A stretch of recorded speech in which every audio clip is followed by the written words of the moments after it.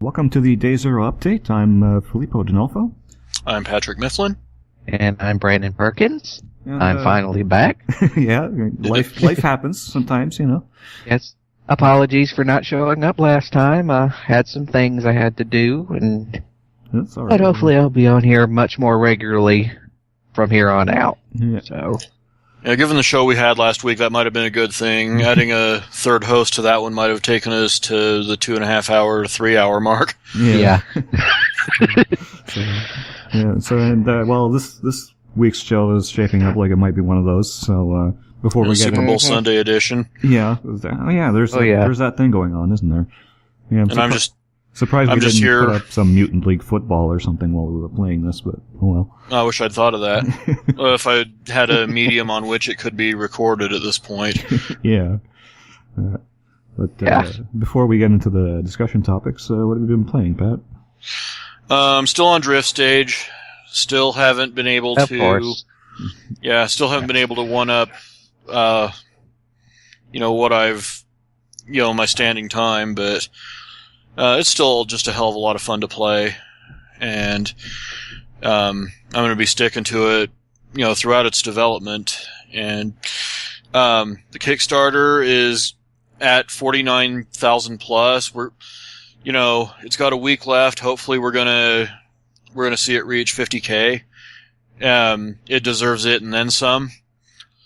But yeah, that's just one of those really addictive games that you can't put down. I've been doing some Legend of Heroes 3, going back to some old school Falcom, and on that topic, wow. It is a Namco localization, but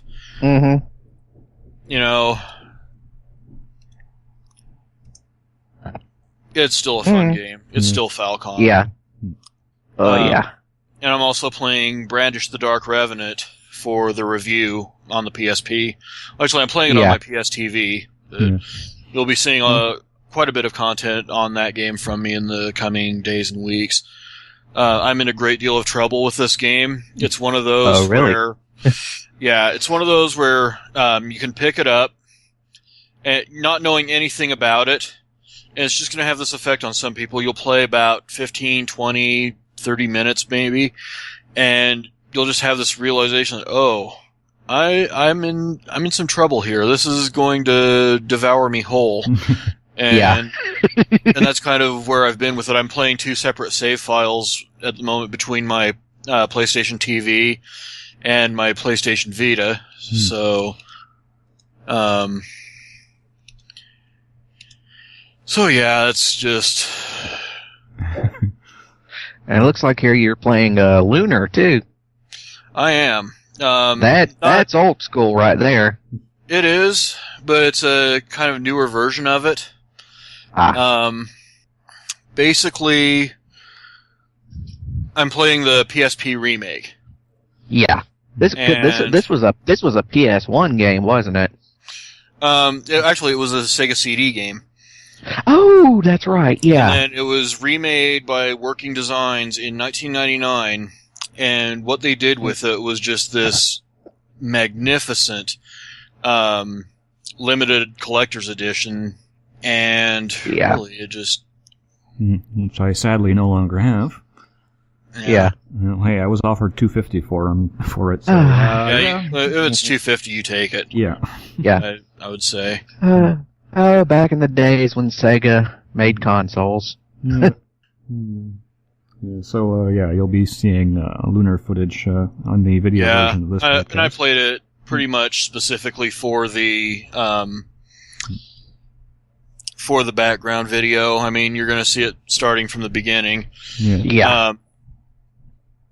The nice thing about the PSP version is it also includes a sort of past arc that takes place 15 years prior to the game proper.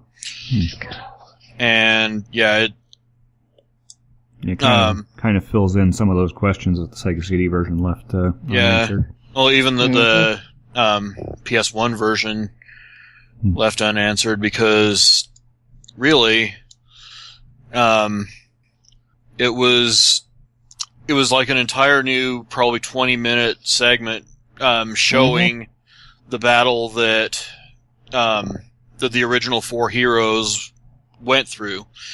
Yeah. And it kind of foreshadows some things that happen later on in the game, and does so epically, I might add. But, yeah, I really can't say enough about it. It's missing that working designs translation. This one was done by Xseed, which by no means is a bad thing. But the Vic translation is kind of something that a lot of us grew up with, and it's kind of sad to see it gone. But really, could be worse. Yeah. Yeah.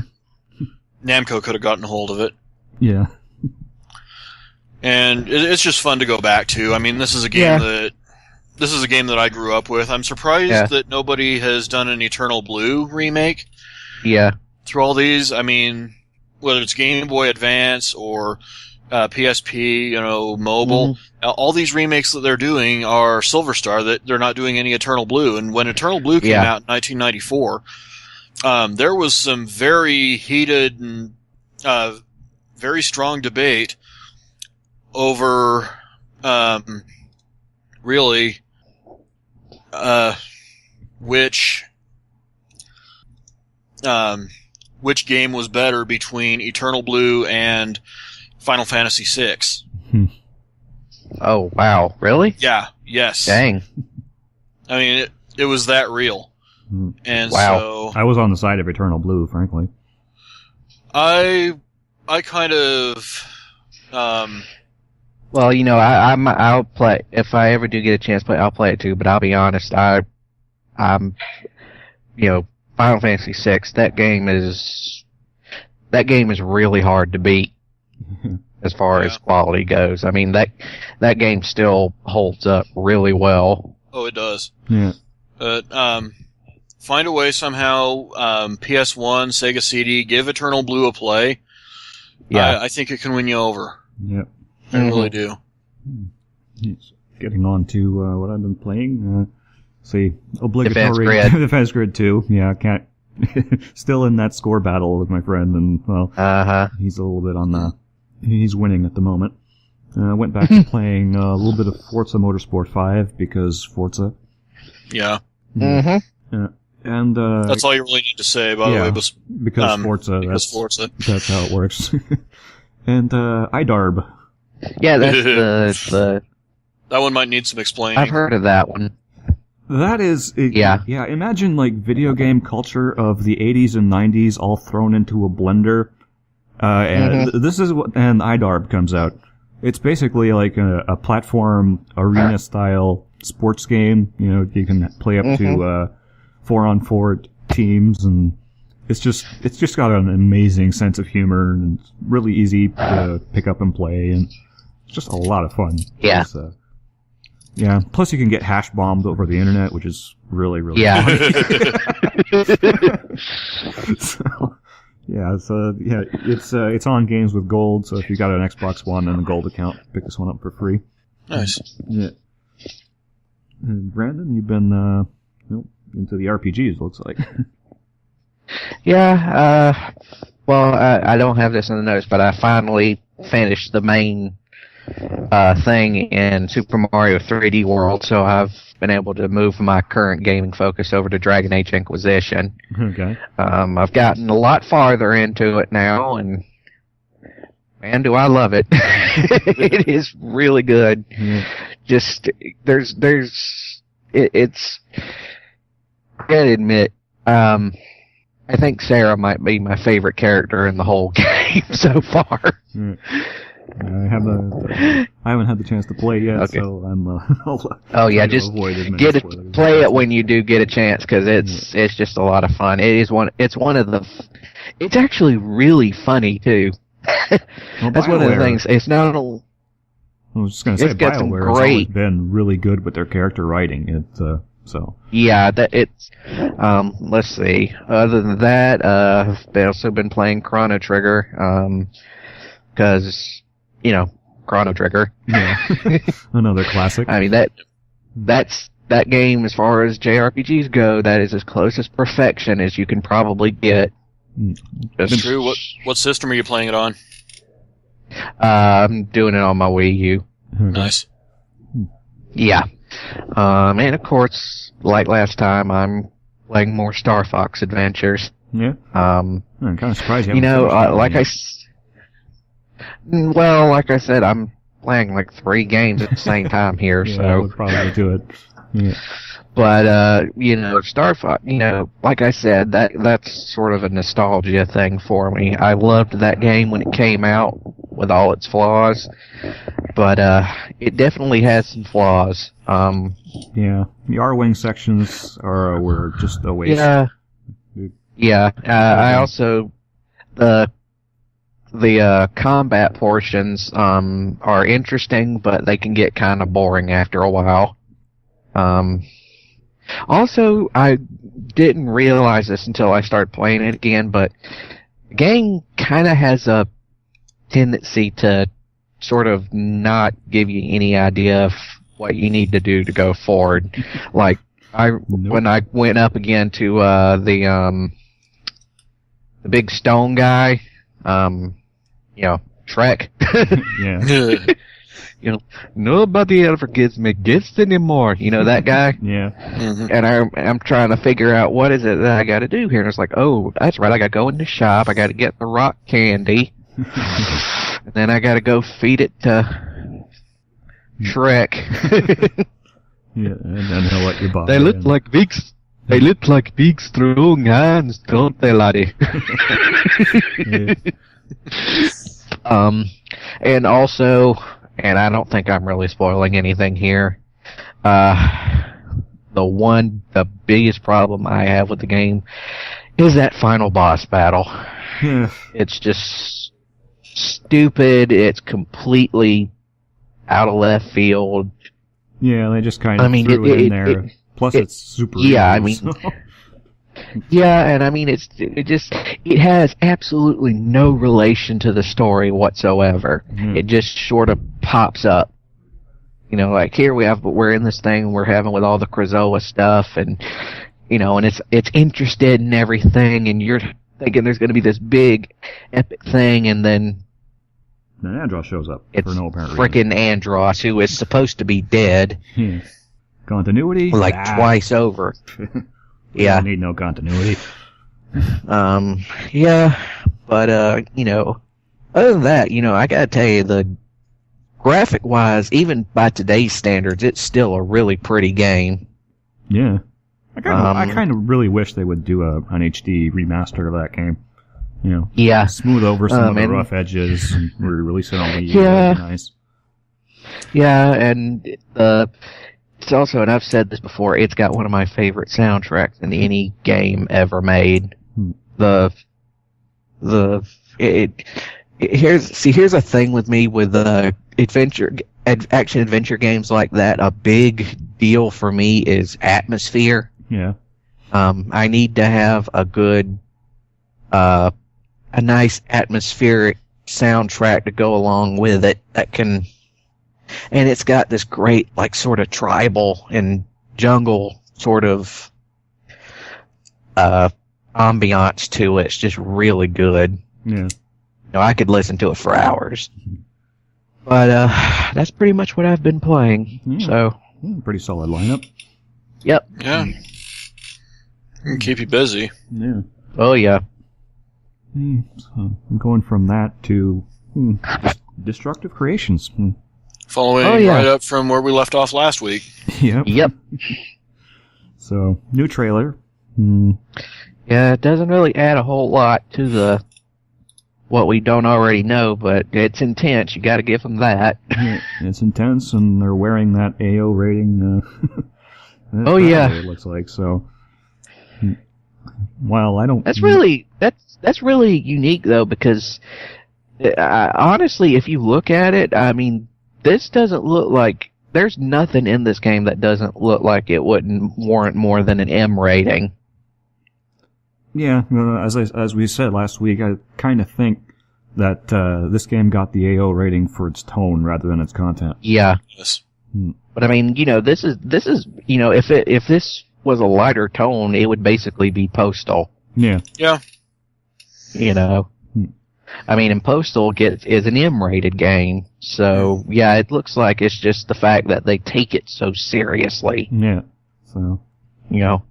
I mean, really, if you look, I mean, a lot of this is what a lot of people just do in GTA. Yeah.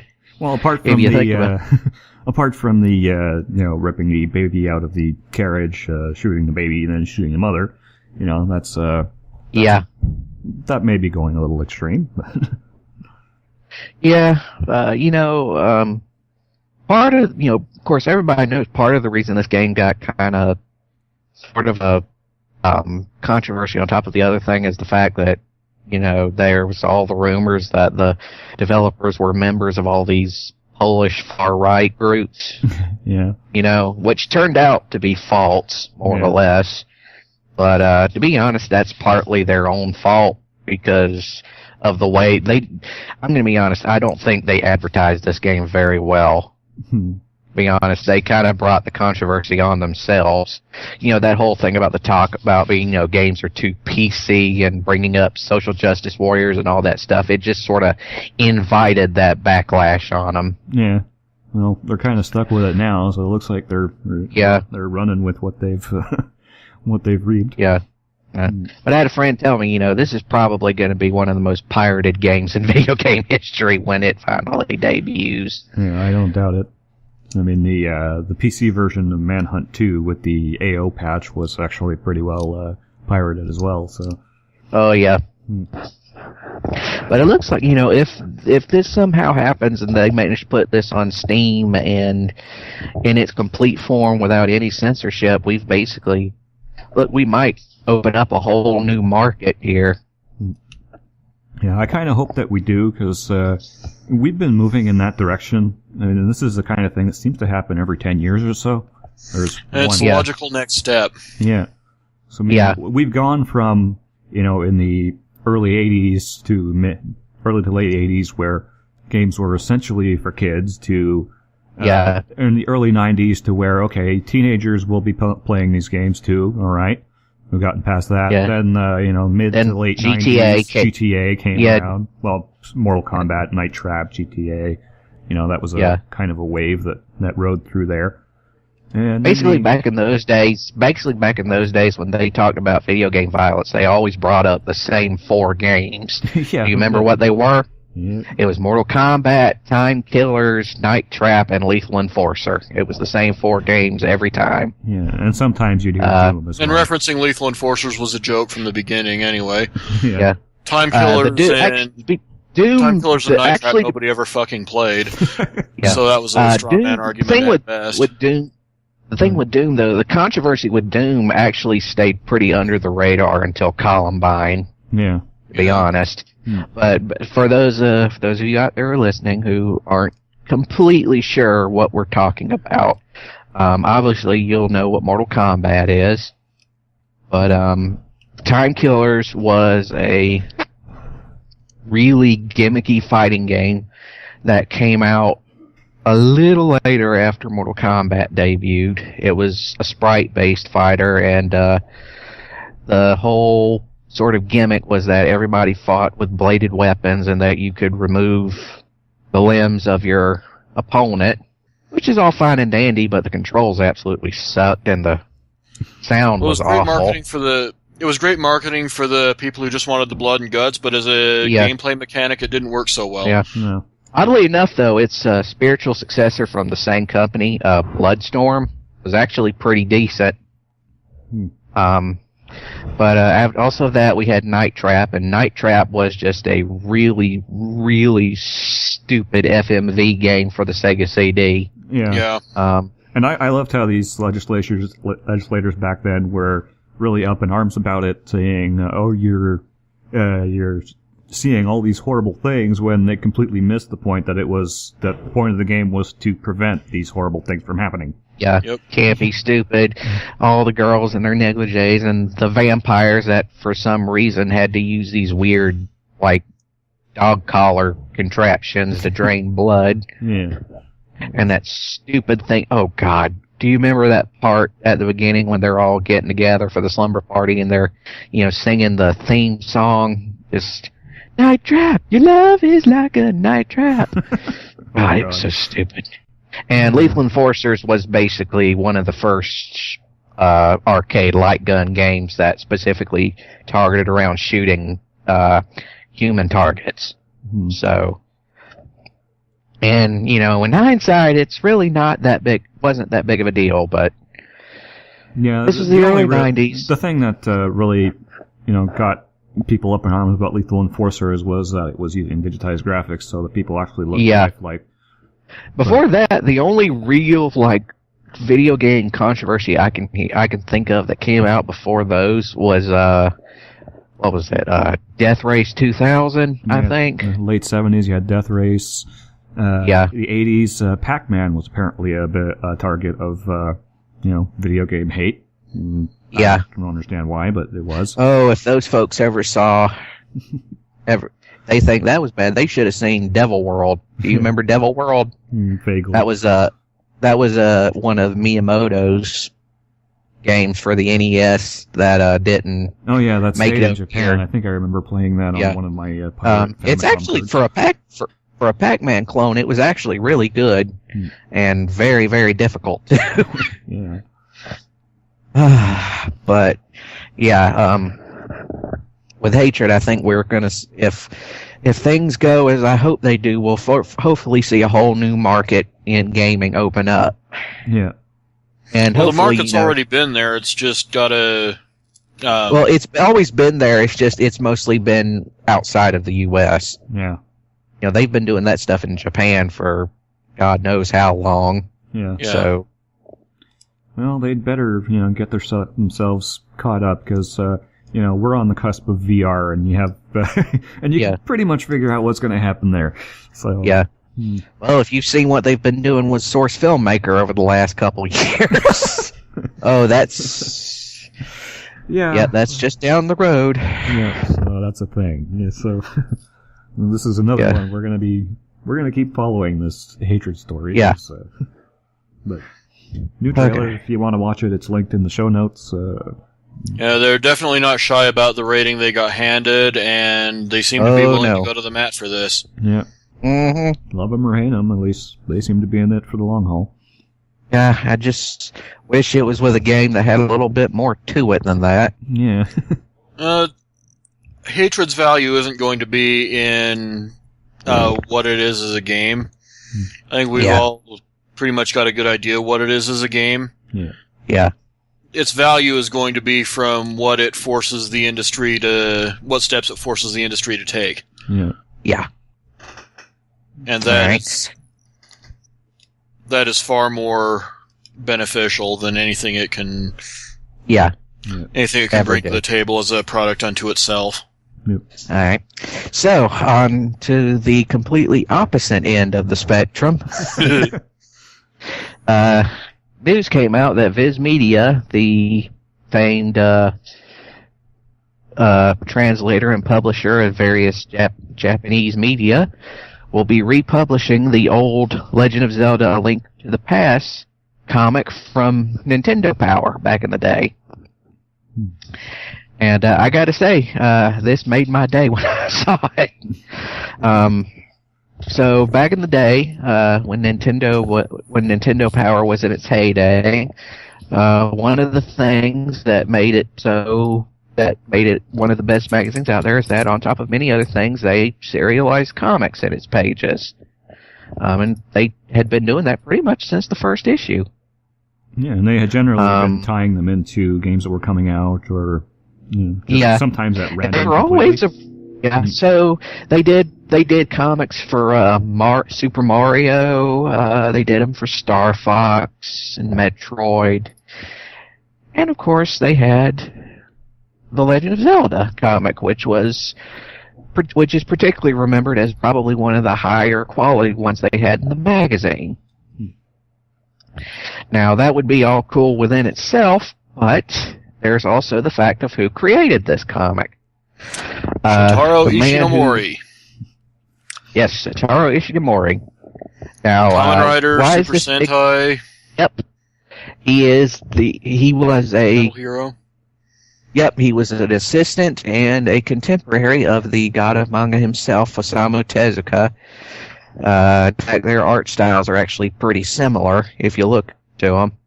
But he was one of the most prolific cartoonists of his time. He's actually in the Guinness Book of World Records for having the most number of completed comic stories by a single creator. He once actually drew like over 100 pages in 1 month back in his heyday. But on top of all that, yes, he is the guy who created Kamen Rider and Go Rangers, so he is the godfather of both the tokusatsu and the Super Sentai genres. And I believe he did Kikaider as well, didn't he? Yep, he did Kikaider. He did. He's actually in many ways he's considered to be sort of like the Japanese equivalent of Stan Lee, except that he actually created most of this stuff.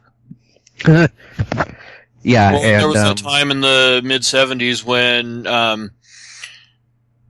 Toei was working with Marvel. Yeah. If you wanted to be super technical, you could actually call Battle Fever a Marvel series. Pretty much. But yeah, he is. And then back in the early 90s, Nintendo commissioned him to make this full-color Zelda comic. And that's important to say. This whole thing was in color. So, which, when you're talking about Japanese manga, that's a huge rarity. Majority of it is in black and white. But what I'm hoping is going to come out of this is that, first of all, hopefully this will come out and it'll sell very well, because Viz has been doing Zelda manga for quite a while now. In fact, they've got a whole box set that you can buy of Zelda manga, and they've also I can't remember if it was last year or the year before last, Dark Horse came out with the Legend of Zelda Compendium Heroica, that big thick book. I own a copy, but and that sold pretty well too. So I'm hoping if this sells well, on top of that, we'll also be able to get some of the older Nintendo Power comics, like especially the old Mario comic. That's the one I want to see in particular. Well, that would be the natural next step. Yeah. And then hopefully they'll also bring back the Star Fox one and the Metroid one. It'll be... Yeah, and have all those in one volume would be nice. Yeah. It's true. Well, actually, the Mario one has enough content that it could be its own volume. But the Metroid and the Star Fox one might have to be packed into a single volume. Yeah. But that's good news for everybody. Yeah, it's cool that this stuff is coming back. I mean, yeah. The only way to really see these now is to start trolling the internet and try to find there are probably a couple. There are probably a couple places where you could always do what I did, which is that I came across an old torrent file that had the first 100 issues or so of Nintendo Power scanned on it. So yeah. But that's a really great thing to hear about, and I hope we get to see more of those old game comics come back. Yeah. Is there any info on a release pricing or anything like that? It's probably not going to be until next year. Well, I say next year, probably like sometime around fall or winter. Okay. Or it could be earlier than that. I don't know. Whenever they feel like getting around to it. Yeah. And hopefully they'll, make enough copies and, we won't have to worry about eBay scalpers. Yeah. Yeah, I'd imagine they probably also release them in digital form too. So for people who like their comics on their iPads. So. Yeah. Those weird people. Yeah. I've tried it, but with all the space that it takes up, I'd never make a habit of it. Yeah. Mm-mm. especially on a 16 gig iPad. It'll eat up that. Yeah, that's not going to happen. Yeah. So from comics to, well... Ooh. Oh boy. I probably shouldn't have put that story there because it doesn't make for a very good segue. Yep. Well, let's just go ahead and dive onto it and. And I'd only taken a kind of sideways glance at the new order of stories on here, so this one sort of hit me from left field as well. Yeah. Oh boy. Yeah, we're fixing to just dive head first into that big old mire of. We're just gonna charge into that big old wall of feces that's known as Gamergate, aren't we? Well, an offshoot of it. Well, we wouldn't even call it an offshoot, just as a result. Fallout. Yeah, would probably be the term of it. And honestly, I kind of appreciate what they're going for here. Yeah. So we should probably summarize. Zoe Quinn is getting together with a few other folks and starting a support group, essentially, for folks who have been harassed online. This is going to include things like counseling or getting in contact with law enforcement, and it's really the stuff that I think really needs to happen. Because last year there was just a wall of toxicity that. I'm not even counting Gamergate. Just aside from Gamergate, there was just a lot of that kind of stuff. Yeah. And something like this needs to sprout up. Yeah, it was particularly bad even without Gamergate, and Gamergate just made it a hell of a lot worse. Yeah. But it looks like they're even reaching out to Gamergate people themselves who are themselves being harassed. So, which is now a thing apparently. Yeah. Yeah. Which just shows you how far this is kind of splattered everywhere. Yeah. I mean, and this group, they're calling it Crash Override. They're well staffed from all corners of life, really, except apparently marketing. But Gamergate was kind of what brought them together. It motivated the movement, but it's not meant to be a counter entity of any sort. It's just it's just mostly a counseling thing, mostly. Yeah, support group. Because people really don't realize just the massive psychological damage that getting harassed online can do to a person.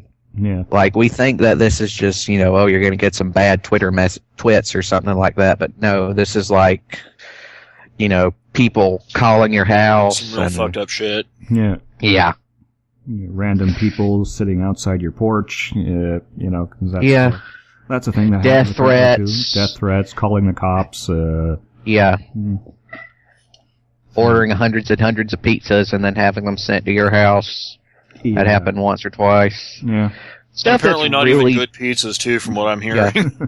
Stuff that's really, really petty crap by itself, but, taken all together, it's,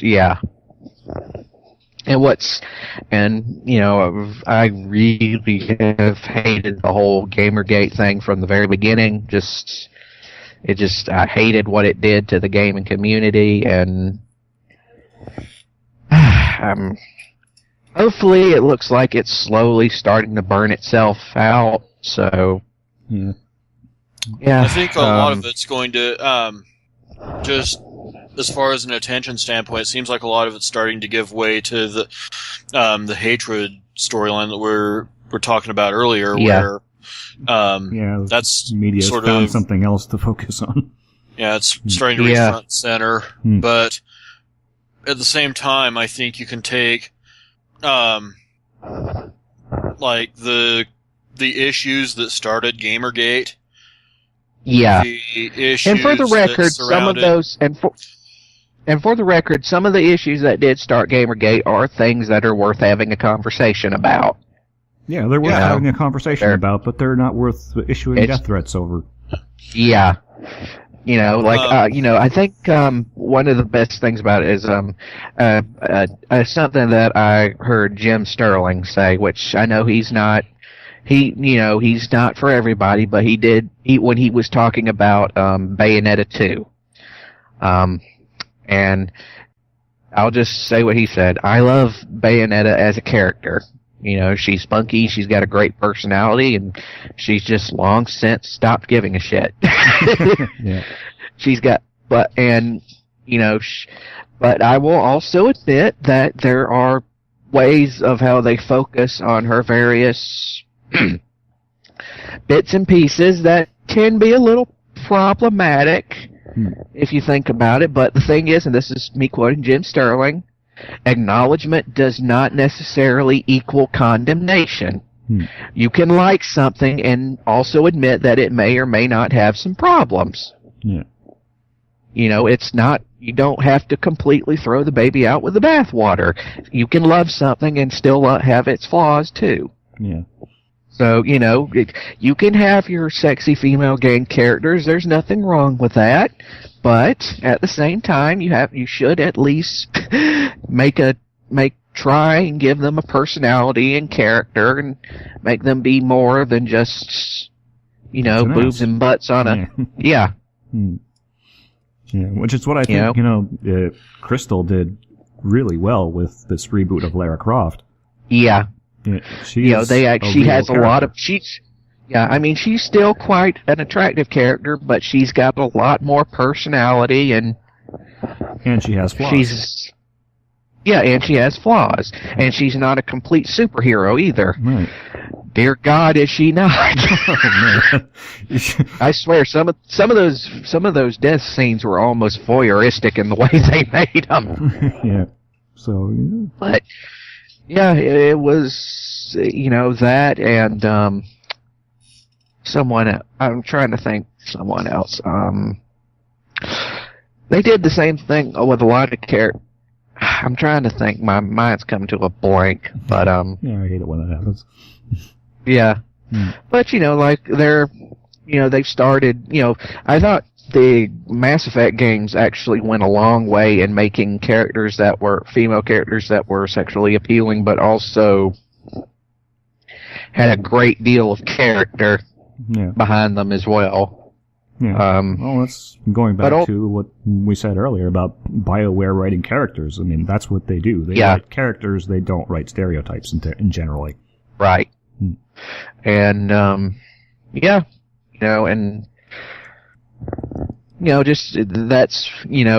I think that's just the best middle ground we should go for. It's okay to have sexy female characters, but you should also try and make an effort to give them character as well. Yeah.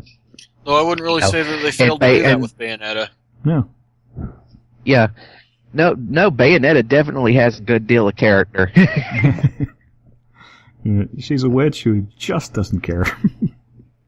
Nope. But yeah. Did they have to call it Crash Override though? I mean, really? I know, right? I think that might have been Zoe Quinn's thing. I said everything but a marketing department. Yeah. Yeah. For those who don't remember, didn't grow up in the '90s, Crash Override was Johnny Lee Miller's hacker handle in the movie Hackers. World. Yeah. Yeah, and he starred alongside a very young Angelina Jolie in that movie. Mm-hmm. Yeah. All right. When I first saw the story, I had to watch the movie again just because. Yeah. So there's that. Alright, so going from there, looks like Nintendo's going to be launching their own YouTube partnership program. From one crap storm to another. Yeah. Before we go to that, what I was going to say earlier, I think you can take the issues that kind of galvanized the very beginnings of Gamergate, everything that's splattered forth since then, and the whole thing of moving on to the hatred issue, and I think you can put those all together into one cohesive thought. Yeah. If you will. That's what I was trying to say earlier, but I just wanted to get that out. And that cohesive thought is the internet sucks and all the people on it are assholes. Well, that's certainly wrong. That and no matter what happens, and no matter how much opposition we deal with as a community at large, we're always going to have a next battle, apparently. Yeah. But at least this time it seems to be the right side going on the offensive, and we're pushing it toward further progress and actual creative freedom in video games rather than pushback and people trying to stifle it. Yeah. Like I said, this happens every 10 years or so. We were due for Again, I wish it was any other game than hatred, but there you go. Yeah. Well, you can't pick what's going to come to the surface, unfortunately. Yeah. All right. You just have to roll what we got. All right. So, moving on. Nintendo Creators Program. Still doesn't understand the internet. Yeah. Well, arguably they're being slightly less douchey than they were before, but still pretty douchey. Yeah. For those that don't know, this Creators Program basically allows, and I put air quotes in the behind the word allows, allows players to monetize their Nintendo gameplay clips, and Let's Plays and whatnot. But as long as Nintendo gets a cut. Yeah, and the players will get 60 or 70% depending on how they choose to do it, which is really bad because that's 70% after YouTube takes their cut. So that's not very much. And the pushback is already upon us, really. Yeah. Yeah. And it looks like PewDiePie is going to be leading the charge, isn't he? Yeah. That's a pretty good leader. Yeah. Truth be told. Yeah, I mean, I don't really like PewDiePie, but he's he's got the following. Love him or hate him. To push that. Yeah, love him or hate him. Love it or hate him, he's got the power behind him, so. Yeah. He's got the audience. He'll bring attention to the issue, which is probably the most important thing we could ask for right now. Yeah. And really, if he's not on board with what Nintendo's trying to do, that undercuts them pretty hard straight up. Yeah, it may as well be a non-starter because Nintendo may get the smaller YouTube players who are just monetizing their own Nintendo content. Desperate. Yeah. Well, want money to the point of seeding potential editorial control to Nintendo. Yeah, and that's another matter is that there's an approved list of games that they can actually monetize here. It's not general. It's not across the board. Yep. So that's not very great. So if PewDiePie is not behind it, that's a very good thing. It's kind of a nail in the coffin to this whole thing. And hopefully it just drives it to the point of being a non-starter. And if PewDiePie doesn't like it, all those other guys, Markiplier and probably JonTron and the Game Grump people are probably going to come in behind him and then it's over. Yeah. It's done. Yeah. And so, as a result, we're kind of like not bothering with Nintendo footage at this point until this whole issue gets sorted out. It's better to be safe than sorry. Yeah. And this is just like a week after I did the 15 minutes of game on Wave Race 64. Which I didn't turn monetization on because I know what's going to happen. Yeah, I abstained for the same reason. It's not going to go anywhere, and I don't want angry letters from Reggie. Yeah. Yeah. Actually, I wouldn't mind an angry letter from Reggie. I don't want to mess with Reggie. He looks like he could break me in half. Yeah. I guess it depends if he's had his medication or not. Then. That's true. Yeah. He already looks like he's halfway transformed. He already looks like he's halfway transforming into the Incredible Hulk. So. Yeah. I'll say one thing: he does work out. So. Yeah. His body is definitely ready. Oh dear. Worst slogan ever. Yep. I think it was just an awkward moment when he was on stage at E3 and wasn't quite sure what to say. Yeah. You'd think they'd script these things out, but apparently that's not how they roll. Apparently not. And it's especially uncomfortable when you take that quote and then put it on a picture of that portrait of him where it looks like he's eyeing you like you're a freshly baked pie. Yeah. And who here hasn't seen that one yet? Yeah. That was unfortunate. Yeah. Yeah. But I think that might be part of the reason that they switched to Nintendo Direct from E3 instead of doing a live presentation. They don't want Reggie to have a live mic. That's my theory. Yeah. It'll be interesting though to see if Nintendo actually on tape does. delay, and then we'll talk. Yeah. Well, I was saying it would be interesting to see if Nintendo does do E3 this year. I'm sure they're going to do at least a Nintendo Direct. Yeah, but I mean, they got. Keep in mind, at that point, I think Star Fox is supposed to be in playable form by that point. Yeah. Yeah. And I think, the next Zelda will be in some playable form by then too, probably. Yeah. They can't keep that off the show floor. No. So I think this may be, the year that Nintendo does return to E3. No. Yeah. Actual fashion. Yeah. Because they would have the lineup to back it up. That's true. I just don't see them doing a press conference properly. We'll wait. That's just me, though. Yeah, the last couple of years they've been, using their press conference slot for Nintendo Directs, which I guess is, it's fine, but yeah, there's something to be said about a live presentation. Yeah. You got Reggie being weird. Yeah. Live press conference. Yep. So from one Nintendo story to another. Yep. Yeah. This one's depressing.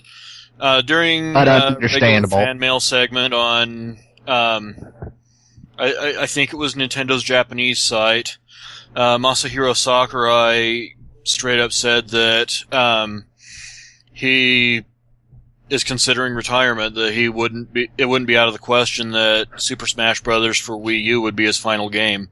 Yeah. And honestly, I don't really blame him. I mean, well, who could? Yeah.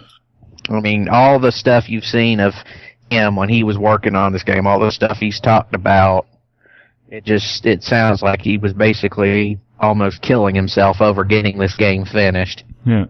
Getting these games finished, because there were 2 Smash Brothers games he was working on. Yeah. And they turned out to be 2 distinct games instead of, so... And I think functionally this is similar, but definitely different titles altogether. Yeah. And I think something should be, this also speaks to the way that game development in Japan works. Because the game developers in Japan, like all people who work in Japan, they absolutely throw their all into their creation. They do. Yeah. I mean, it's game development by itself, no matter where you are, is a pretty labor-intensive process. But but in Japan, they tend to just put some ridiculous hours into getting these games done. Yeah. Which is why you'd see like a Zelda game done in a year. Yeah. Whereas in the West, not anymore. Not anymore, but. Well, okay. I think Aonuma just loves himself too much to let something like that happen. Yeah. And we don't blame him. I mean, this next Zelda has the potential to be, basically the rekindling of the open world franchise that we loved from the start. Yeah. So get rid of the stupid hour, 2-hour de facto tutorials. Yeah. That have plagued the series since Ocarina of Time. Yeah. Yeah. Just put me in there. Put me in the fucking game and let me go. Give it what I will. Yeah. Let's go. Yeah. So hurry up. Don't need to stop. There'll be something on that in the coming weeks on Voice of Dissent as well, because I will be getting to Ocarina of Time and. Yeah. Decided that's going to be your next one after this upcoming. I'm still on the fence, but I'm kind of leaning toward it. Okay. Yeah. But, it'd be sad to see Sakurai completely retire from the gaming industry. Yeah. It would. But, I know the man likes to make games, so if I expect he might not completely retire. He might go to like a smaller scale project or something. Yeah. I think he just needs to work on something that isn't going to stress him out, like the pressure of pleasing the fan base of Smash Brothers. I mean, he's done a better job of that than anyone else probably could. Yeah. But go back and go make another Meteos game, or well, I was go just back gonna say, do another Kid Icarus. I was just gonna say, stop caring so much. I mean, it's okay to piss off a chunk of a fan base, and most developers realize that it's inevitable. Yeah. I think in going so far as to, it's okay to take risks every once in a while. Yeah. Yeah. I would suggest he, take a year off. He's got the money right now. He doesn't really need to work for a year. Take a year off, recharge, and then come back and, if he doesn't want to do Smash, some new ideas, do some other stuff. Yeah, do something new. It's okay. He's capable. It's completely. Yeah. There's a lot of people who work at HAL Laboratories. It's completely okay if you want to hand the project over to someone else. Yeah. Well, there are pretty disturbing allegations about the quote-unquote stories of the Smash Brothers games throughout the years. And it's easy to believe, too. And basically, it tells a very gradual but depressing story of creator breakdown, and we're seeing all the signs of it here. Yeah. And if the way this latest game ended is any indication, he's thought it through to his logical conclusion, which does add some more credence to the retirement speculation. Yeah.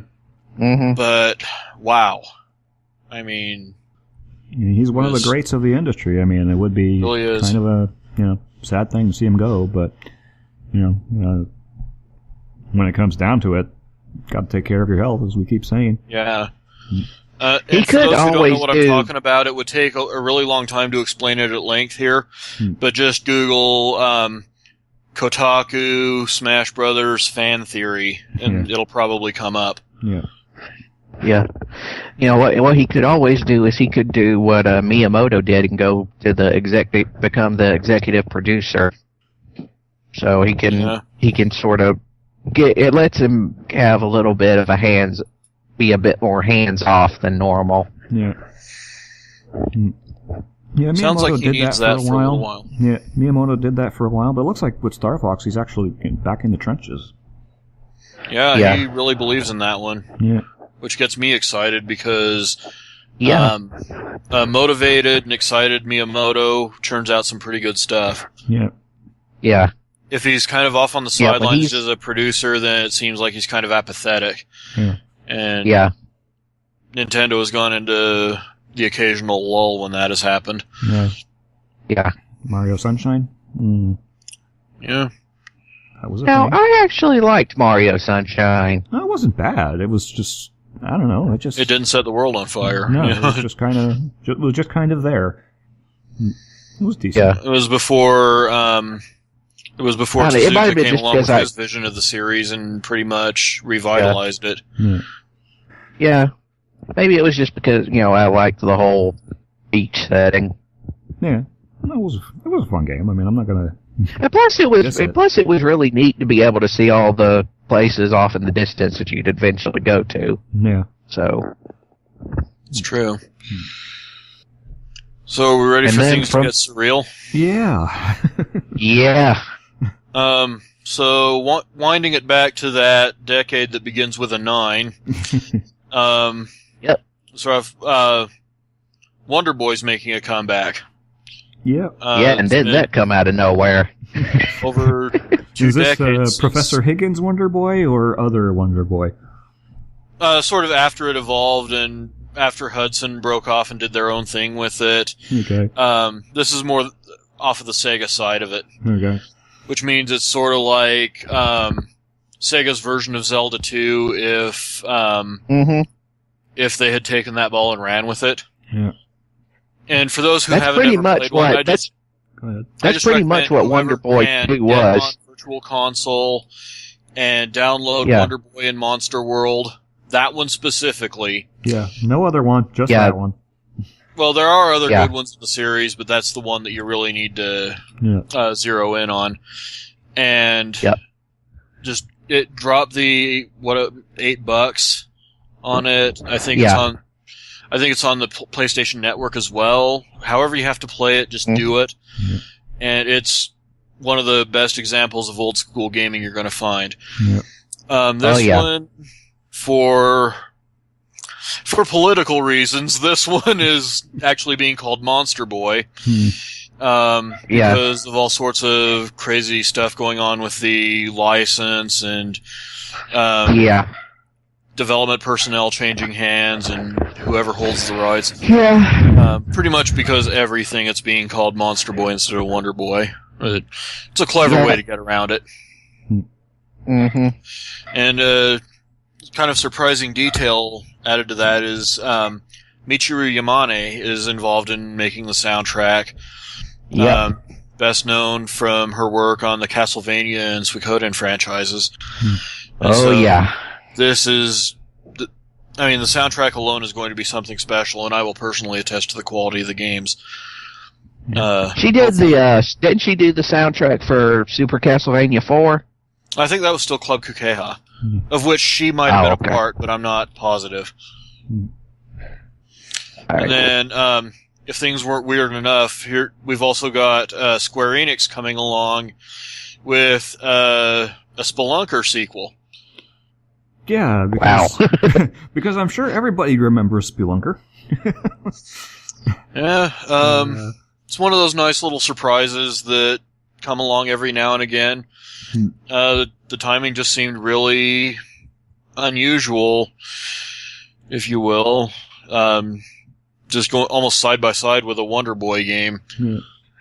Yeah. Next thing I'm you know, just they're going to hoping bring sooner or later we can kickstart this because I would definitely back it. Next thing you know, they're going to bring back Fantasy Zone. I'd be behind that. Down with that? Yeah, me too. I would. Well, isn't Fantasy Zone what? Well, no, it isn't. Fantasy Zone was one of the early Sega titles. Yeah. I was just thinking maybe it was going to be one of those Sega 3D classics that are coming to the 3DS, but those are all Yu Suzuki / AM2 arcade games, so... Yeah. Or is Fantasy Zone one they've already done? No, I don't think they've done that one yet.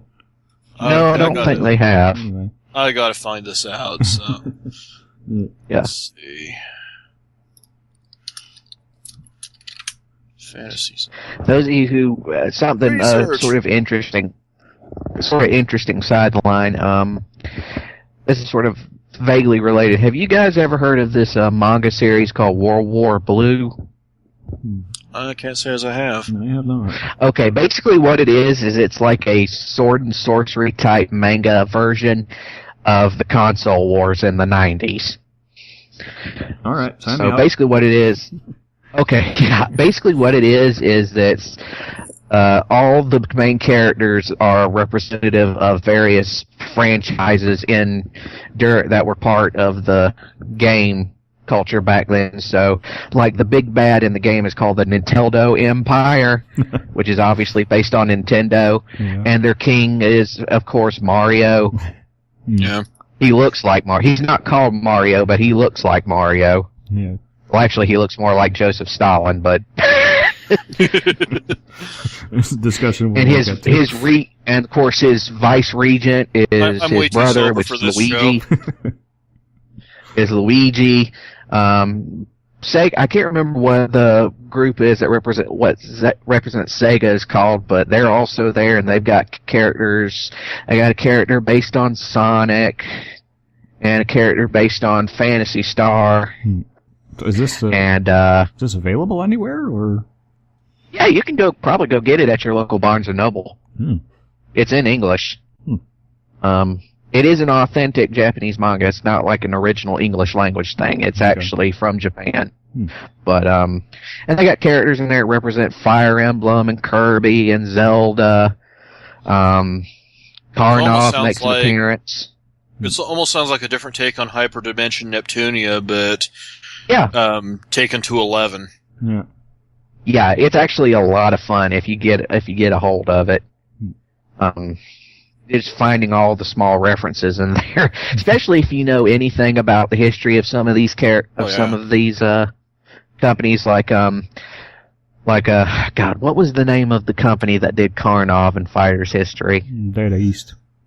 I miss those guys. If you don't know, if you don't know anything about Data East, Data East was kind of the odd one out in the game industry, because on top of doing games, they also had side businesses selling things like dried mushrooms and stuff.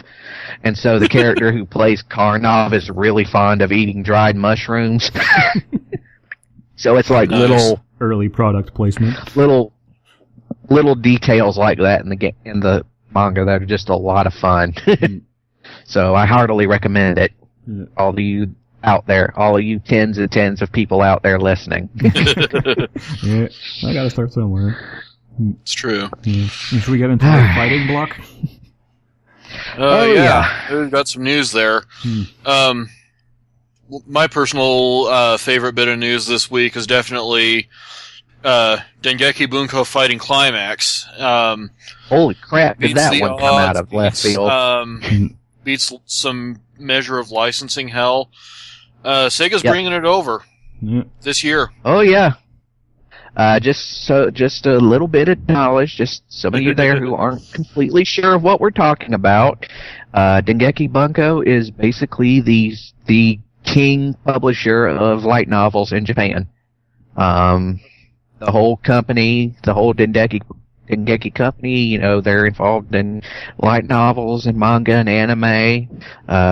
If any of you guys out there remember the manga Azumanga Daioh, that was published in Dengeki Daioh, which was their main magazine.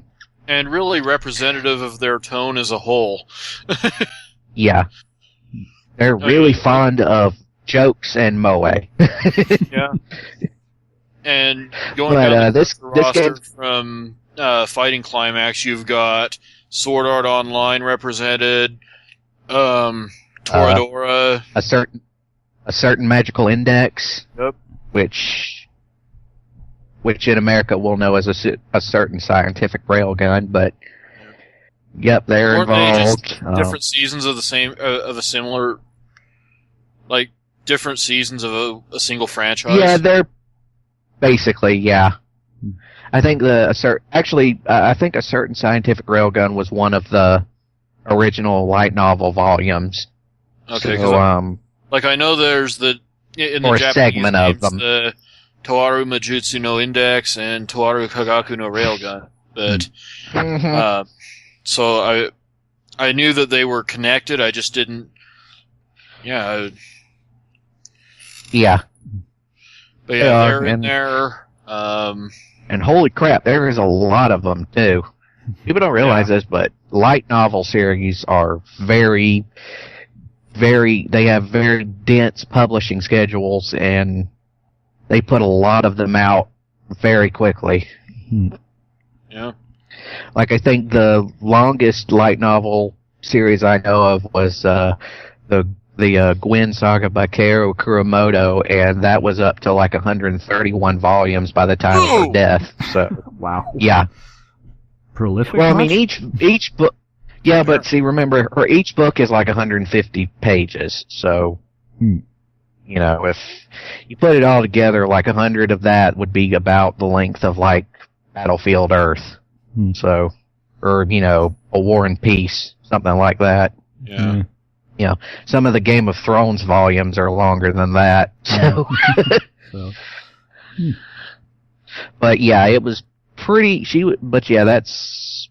And see, the thing was, that wasn't the only thing she wrote either. She also wrote a 12-volume supernatural fantasy series that was a combination of the Water Margin with the Cthulhu mythos. Whoa!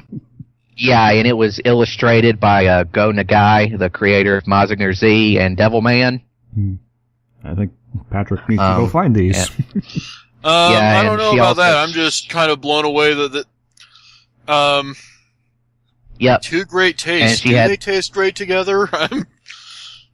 Well, it's been republished like 5 or 6 times, so apparently. It's got its fan base. And she was also she was a fairly prolific mystery writer too, and she was one of the people who was very influential in starting the whole yaoi genre. She was one of the people on the staff of June magazine when it first published, and she's also a critic, and she's been a theater writer and director, and she composed songs and musicals for a lot of her books. So she was pretty active in the 3 or 4 decades she was actively working. She died a couple years ago from liver cancer, sadly, but Japan! She left quite a bit of content behind, so yeah, it's good luck finishing it all. Apparently. So for those who are interested, this is going to be basically a 2D fighter with a crap ton of various characters from these particular franchises. Yeah, looks like it's one of those crossover fighters. It's not going to be terribly complicated, but part of the joy of it is going to be able to get all these different characters of all these different franchises in one area. Yeah. I should also add Sega kind of nudging their own way into it. Akira Yuki and Pai Chan from Virtua Fighter are going to be in the lineup. And so, very different from the versions of them that you know from Virtua Fighter and Dead or Alive, but probably look a little bit closer to like what they were in the Virtua Fighter anime, probably. I would say so. I mean, it's been a long time since I've watched that, but yeah, that was back in the 90s. Oh, yeah. And it was the real 90s too. It wasn't like toward the end where they were starting to evolve into what we have now. This was Polygon head. No, this was anime, like straight up. Yeah, but I mean they're still drawn that way. No. Yeah.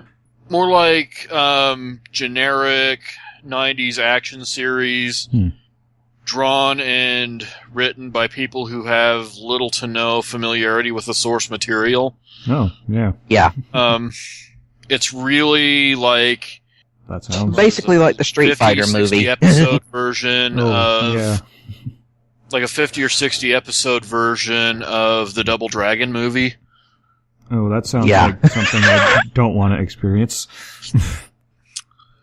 Yeah, that might have been a little bit of an extreme way of putting it, but it was the best thing I could come up with, kind of off the cuff. Yeah. If you ever saw the old Fatal Fury OVA series, it's kind of like that. Fatal Fury was better, though. Yeah. Yeah, so I remember seeing that one, and that wasn't terrible. It was. I'm trying not to scare Phil off of it entirely, but while still remaining completely honest about it. You got to remember, around the time those were around, as far as getting anime in the U.S. and English goes, it was pretty slim. You took what you got. So yeah. Yeah. I remember my trips to Montreal to find anime VHS tapes. That was a thing back then. Yeah.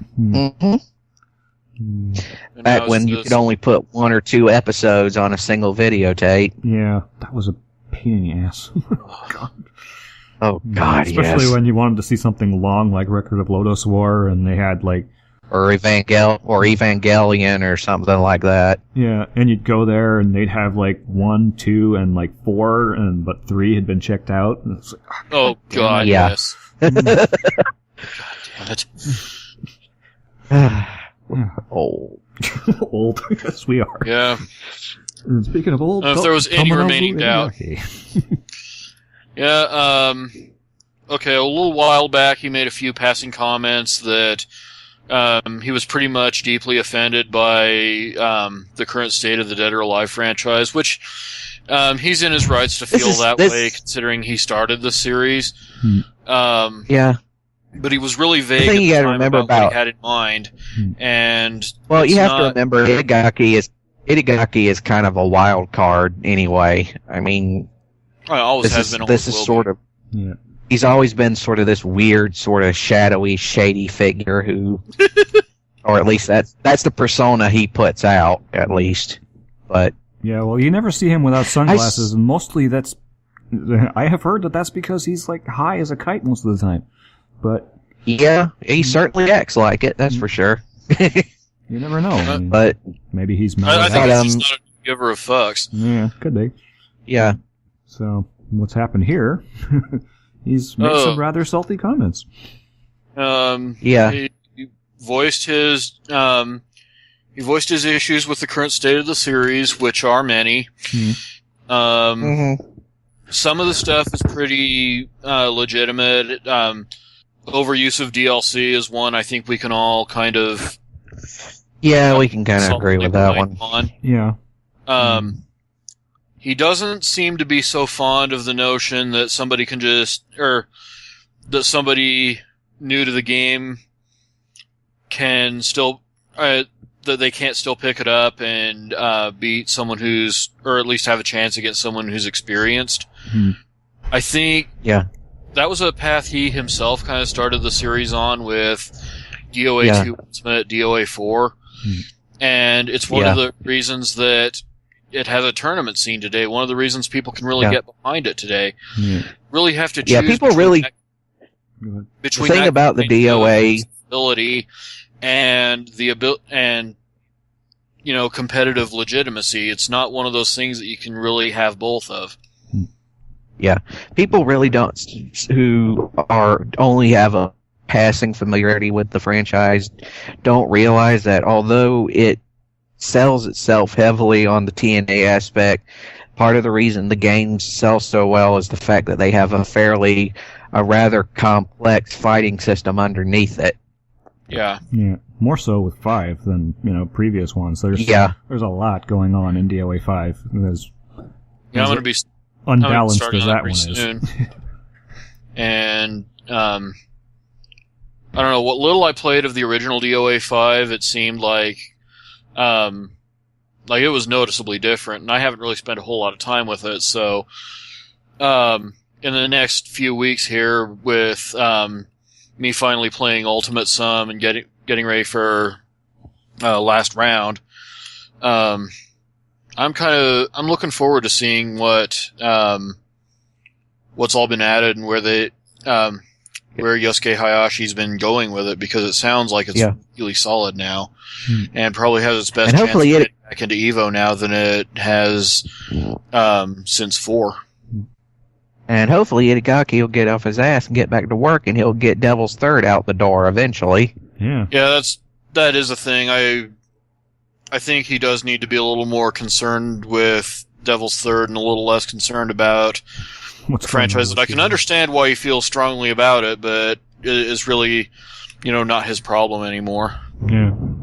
Or if he's really concerned about it, he could, conceivably put a team together and get his old job back. Well, that or just start a new franchise of his own. I mean, if he's really interested in it. I mean, those mechanics aren't, copyrighted or anything. There's always room for more always room for more fighting franchises. Yep. Yeah. That's and as for Devil's, the beautiful thing that Street Fighter 4 has brought us is the community's grown enough. There's room for whatever. Yep. Yeah. And as for Devil's Third, he was the head of the Ninja Gaiden reboot, so he knows how to do an action game. Yeah. And Nintendo swears up and down it's coming this year. Yeah, it'll be another solid Wii U release. I hope so. Hopefully it'll be another, and hopefully it'll be another M-rated Wii U release too. There's no way this game isn't going to be M-rated. This is Itagaki we're talking quite about. A bit at the. It was a long time ago. Was it Video Game Awards 2012 or was it VGX 2013? That he showed it off? But yeah, this game is going to get an M rating. There is no question. Yeah. So I would not worry about that if that's what you're after. Unless it's undergone some kind of crazy metamorphosis under Nintendo's watch, but given Bayonetta 2... Itagaki would not... I'm pretty sure Itagaki would torch the whole project and run if they even attempted that. Yeah. That would have really been the blast heard around the world. I mean, he would have erupted. Yeah. So, I think it would have been really entertaining, but would have been able to see it from space. Yeah, you'd have people on the International Space Station go, "What the hell's going on down there?" Oh, okay.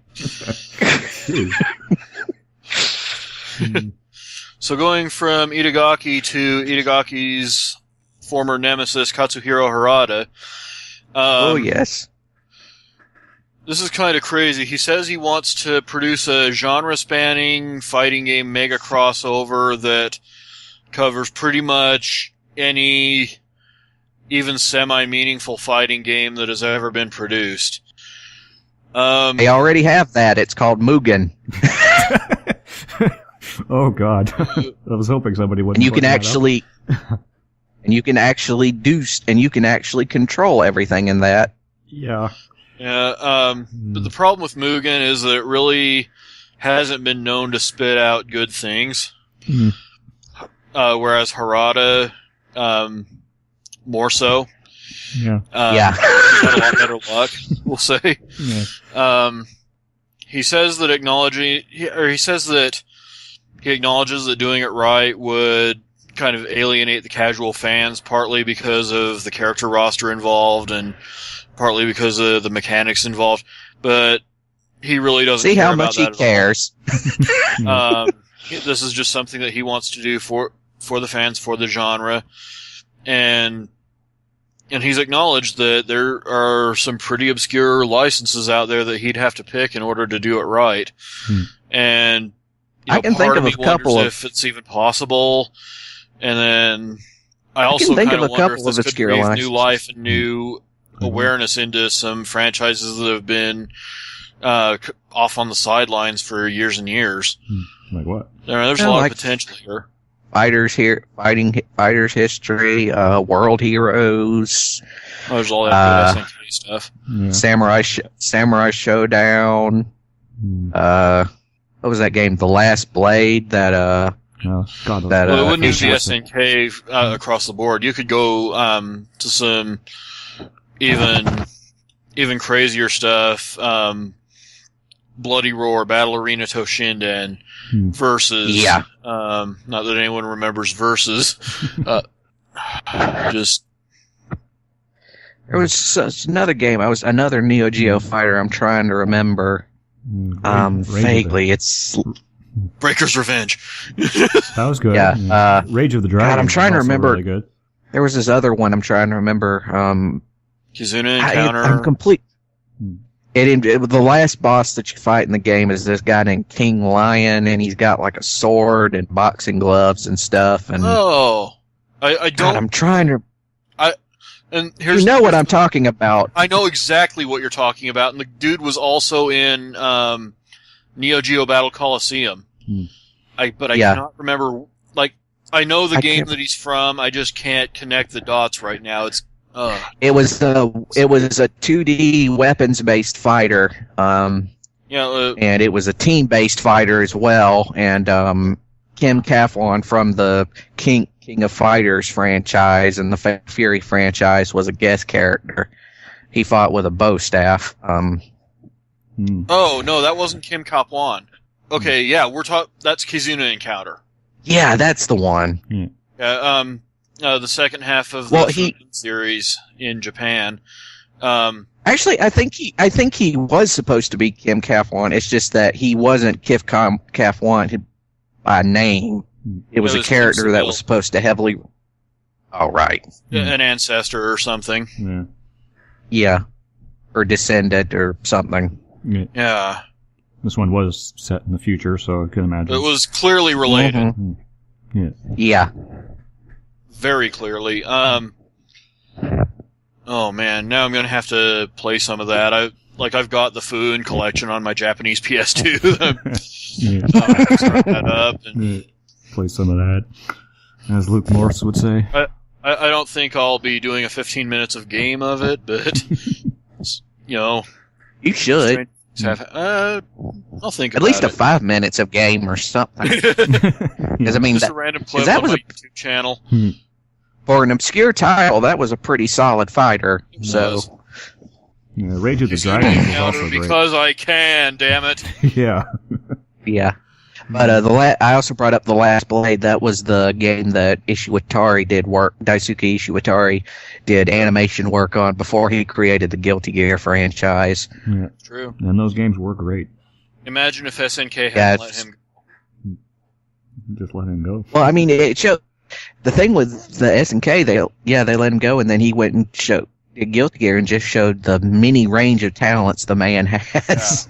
Yeah. I mean, he's people not don't just understand. a known game developer. He's a renowned artist. Yeah. Like across the board. He's a fantastic illustrator. You know, Musician. he came up with he's in charge of all the Guilty Gear game soundtracks. You know, you hear that guitar on that soundtrack, that's him. Yeah. Didn't That's he him on his basically make guitar. the original Guilty Gear himself? With a team. Yeah. Yeah, I don't- But he basically Or he He may or may he not have designed- been involved at that point. Yeah. No, the whole Guilty Gear franchise is his brainchild. Yeah, he came up, he created the title, he created the whole scenario, designed all the characters, composed the music, and he's the voice of Soul Bad Guy. Yep. Well, One of those part-time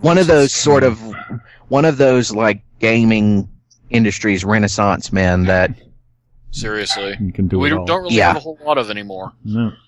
yeah. So, But moving on, yeah.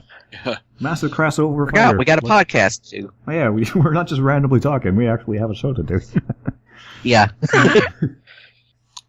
So it looks like the Game Awards are coming back. Yeah, I think we just had to pry it loose from Spike TV Spike. in order to save it. And don't let Dane Cook anywhere near this thing. Just Yeah. There are a few people who need to be kept as far away from this as fucking possible at this point. Yeah. And they've Just all incriminated themselves. draw a ring around it with gasoline and set it on fire. Just don't let anything near it. Yeah. Yeah, pretty much. I think even if they scaled back on the awards aspect of it, they might have better luck. Keep the awards, keep a sort of Game of the Year style, if you will, around it, but focus more on the announcements, on the reveals, because Nintendo, I mean, this year they pretty much stole the show. And if this could be a like E3 Lite, condense it into about 2 hours, get it back on TV, of course, and just make it a celebration of the year that was in gaming. And look, we understand, like all the other award shows, we understand this is basically just an industry circle jerk. We get that. Yeah. But, No, they We know certainly it. don't know how to pick them. I mean, Yeah. this would be a good opportunity for Amazon to get into the game here. They own Twitch, Ooh. and Twitch has said they want to do some original stuff. So maybe the Game Awards could go over there as a Twitch original. we should have that conversation to be sure. Yeah, Amazon's got the money. Yeah. And at the moment, it seems like they're making those gaming initiatives, but it's almost like they don't know what they want to do with them. Yeah, This would alleviate some of that uncertainty.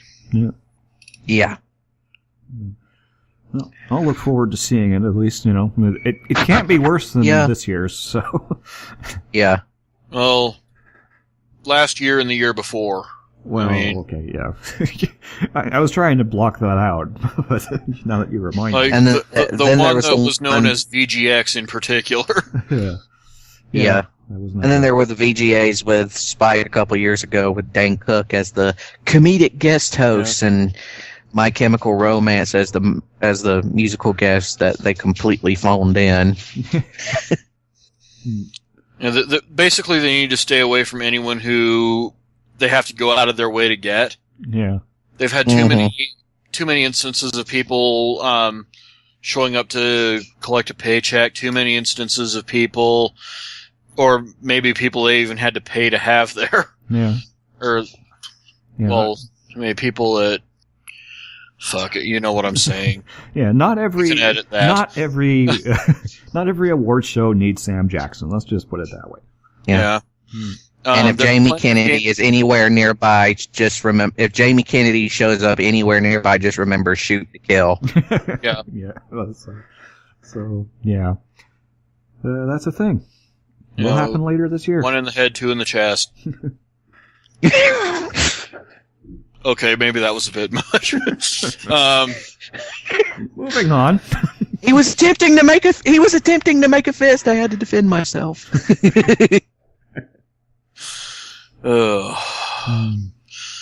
So, a little more insight on those holiday sales numbers where everyone was kind of a winner in their own way. Sony was still selling systems as fast as they could produce them. Yep. Xbox One had its first leading month since it launched, and the Wii U had its best monthly sales in the history of the platform. Mm-hmm. Now we know that, we don't know exactly how many Xbox Ones sold just yet, but 6.6 million Xboxes moved in total. Yeah. And that does include Xbox 360s, so the number is kind of fudged a little bit. Yeah. But I can't imagine that... Potentially a lot bit, because there were some really good 360 bundles over Black Friday. Yeah. So there is that to take into account. One of which I really wished I'd gotten in on. Yeah, I could use another 360. I've got one of the white ones, and I'm pretty sure it's looking at me strangely right now. So. Yeah, I've got the original Elite, so I'm not much better. Yeah, I've got that one. I've got the old white model too, and I already had to send it off to get repaired once. So yeah, I think I'm on my fourth one. So this is still my second Xbox 360. Why do I'm we being do very this to gentle with ourselves? it. So they're selling Xboxes, that's for sure. I kind of wish they'd tell us, specifically how much Xbox Ones they moved, but okay. All right, we'll take it. Yeah, it's good news, and the game industry just keeps on rolling, probably stronger than it's ever been. These are impressive numbers all around. Nintendo, they've got some catching up to do because, but only in the sense that they're looking ordinary in comparison. Yeah. Well, Microsoft's, the Xbox revenue is actually down 20% year over year, so, even though they sold a lot, they're still losing money on it, but I think they're in it for the long game. So yeah. As always. And situations like that tend to emerge at every time you're starting a generation. Yeah. Because you have people who are going to be less invested in the legacy hardware, and people who just aren't ready to pay the money for the new system. Yeah. So a lull is no surprise whatsoever. Yeah. And next year or two it'll step back up, I'm sure. Should also point out the Wii U's total numbers actually did come out. We don't have it in the notes, but they've sold 9.2 million Wii U's worldwide over the last 2 years. So that's not... Which is... It's okay. That's respect. Yeah. That's respectable. It's nowhere near what the Wii was, but... Yeah. No. Hey, it's doing better than the CDI. At the same time, would we want it to be another Wii? Yeah. Yeah. Like I said, it's doing better than the CDI. I mean, they only sold like 1.4 million over 7 years. Yeah. They got that going for them. It's the slowest selling Nintendo console, but it's still doing respectably. It'll hit the 10 million mark sometime, probably by E3. Yeah. And then we're staring down the 1-2 punch of Star Fox and Zelda. Yeah. Mm-hmm. They'll get it together. Yeah. They missed their 10 million target by about a year. It's not that big a deal. It's not going to kill Nintendo. They're still probably looking at 30 to 35 million lifetime, I imagine. Yeah. And it's not going to set the world on fire, but it's not going to chase them into third-party status by any stretch of the imagination either. Yeah. That's a great song, by the way. Nintendo. Good thing about Nintendo is, they've got a set audience that will basically keep them pretty much keep them in business pretty much till the end of time. So, yeah. And I think that's one thing that gets downplayed too much is that war chest that they've built up from the Wii. Yeah. Yeah, they haven't burned through it yet, so they're still in decent shape. You know, they are still incredibly rich, and you know, maybe they need to start throwing some of that money around in order to get the Wii U some momentum, but maybe some signs are pointing to them doing that. Yeah. Yeah. It'll be an interesting few months, leading up to and through E3 to see what they're gonna do. I can't wait for E3. Yeah. And let's not forget, they've got another franchise that's coming out soon, too. Another new IP. Yeah. 2 new IPs, actually. Splatoon. Yeah. And Codename Steam. Yeah. From Intelligent Systems. Anyway, we got to go on to the Sony new PlayStation initiative. Yeah. They're pretty much welcome to do these anytime they want after the PlayStation 4 unveiling in February of 2013 and PlayStation Experience just last month. Well, now 2 months ago, if you want to be technical about it. Yeah. They haven't really said anything about what they're planning on doing, but they've pretty much developed a reputation at this point of whenever they call the fans, call the press out to any location for a press conference or whatever, it's going to be good. Yeah, it's usually going to be noteworthy at least. So. So this is apparently to support a launch of a new PlayStation initiative. We don't know what it is yet or anything about it really, but should we they seem to be making a really big deal about it. And it's going to be February 13th. Where have we heard that date before? From 3 p.m. Eastern to 6:30 p.m. Eastern at Gotham Hall. Well, it could be, it could be a lot of things. Could be Morpheus finally coming out. What else could it be? Could be the expansion of PlayStation Now to actually make it worth something. They took a step in the right direction with the subscription plan, but they did. Yeah. There's maybe a bit of PlayStation View thrown in there. Who knows? That would be good. Don't know if they could call that a new initiative, though. We already know about it. Yeah. Or they can completely surprise us and show us something like Final Fantasy 15 or something, just completely out of nowhere. Well, that wouldn't be unannounced, but they did say there's going to be unannounced games there. Or no, unreleased games, never mind. Yeah. Unannounced games would be pretty huge. It would. Yeah.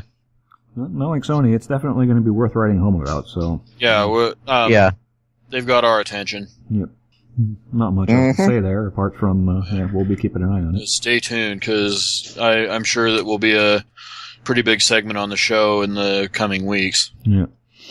Yeah. So moving from Sony to Sega. Some corporate downsizing going on there. Which is always sad when it happens. Worldwide, and they're relocating and downsizing their U.S. operations. I don't want to say this is really cause for concern just yet, because this is a company that just gulped Atlas very recently. And so this might be some housekeeping kind of related to that, and getting everyone on the same page in the same buildings, and maybe shaving off some redundant staff. But it certainly doesn't look good reading it on paper. Yeah, it sucks for the 300 It does. Getting laid off, but they may really need to do this to get themselves properly running again. Yeah. So, not really a whole lot to say about that. I mean, from their productivity, Sega seems to be a company in good health, especially on the Atlas side. Yeah. It's just something that maybe could be worth paying attention to. Yeah. moving forward. Yeah. I mean, some somewhat related news. Joystick. Yeah. This is a sad one. Sad. Yeah. AOL shuttering Joystick. I'm not entirely sure when this is going to happen, but it's apparently legit now. This is something that will be happening. Got confirmed. Polygon, for their part, Brian over there wrote a really good, what I guess you could call obituary for them. Talked a lot about his time with Kotaku and sort of the friendly rivalry between the two sites there, and how Joystick really got the ball rolling on the blog model of the gaming media, which gave rise to Kotaku and Destructoid, Polygon. They were pretty much. They were basically the first site. The first kind of starting to turn into. Kinda. Yeah. Basically, they were the first website to sort of pioneer the ability of being able to sort of bring over the sort of personality, individuality of, gaming magazines onto the internet. Yeah. Yeah. Whereas up to that point, the gaming media was kind of expected to be really dry, professional to a fault, to the point where the people producing the content were really of limited value altogether, because they were to keep their personalities out of it and really just be this embodiment of a really mythological ideal of what a writer is supposed to be, of what a journalist is supposed to be.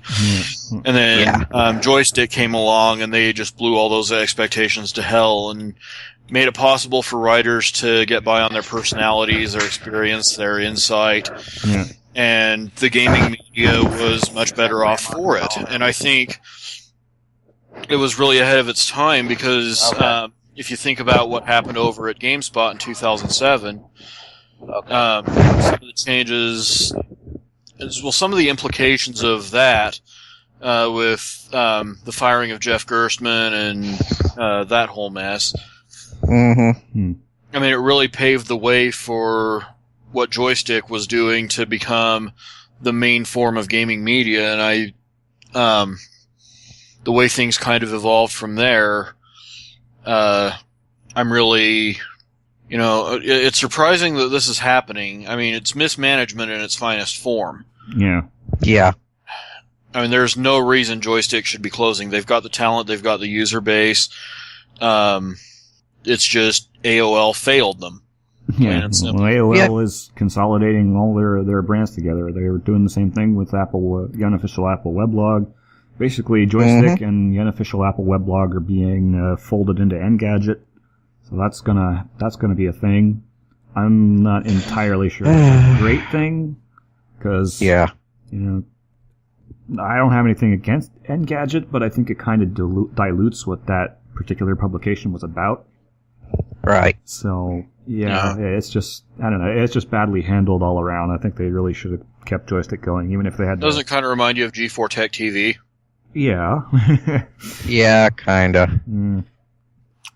Just had to get that out there. I don't know. I think they're all going to bad memories. G4 Tech TV still exists, by the way, up here in Canada. Anyway.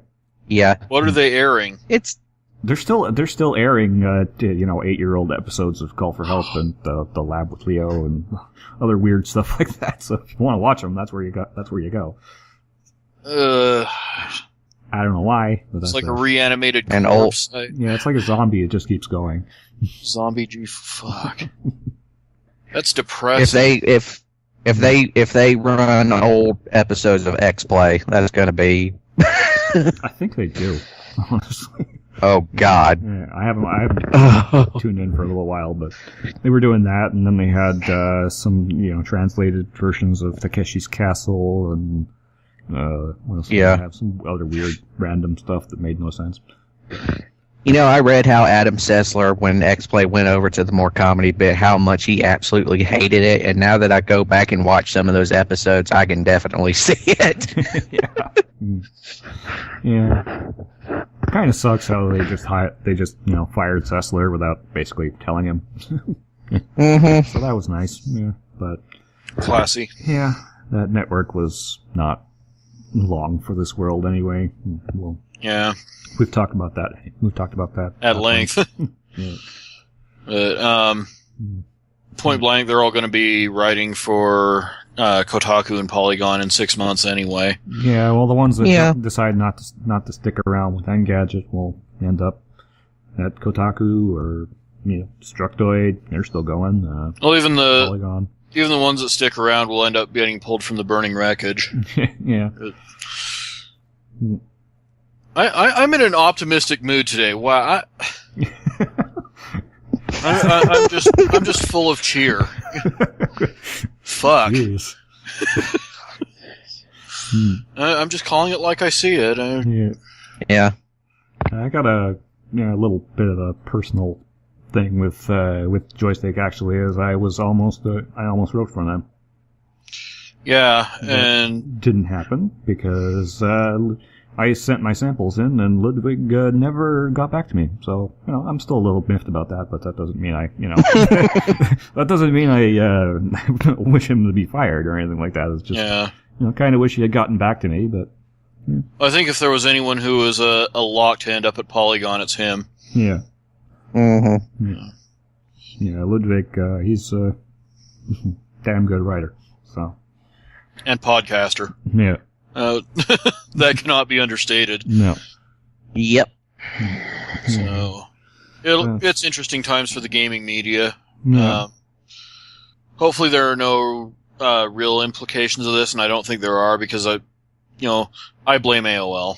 Yeah, this is completely AOL's fault. I mean, it's not, they're basically, consolidating their brands and, using automated advertising now, so a lot of the staff that they fired was advertising staff.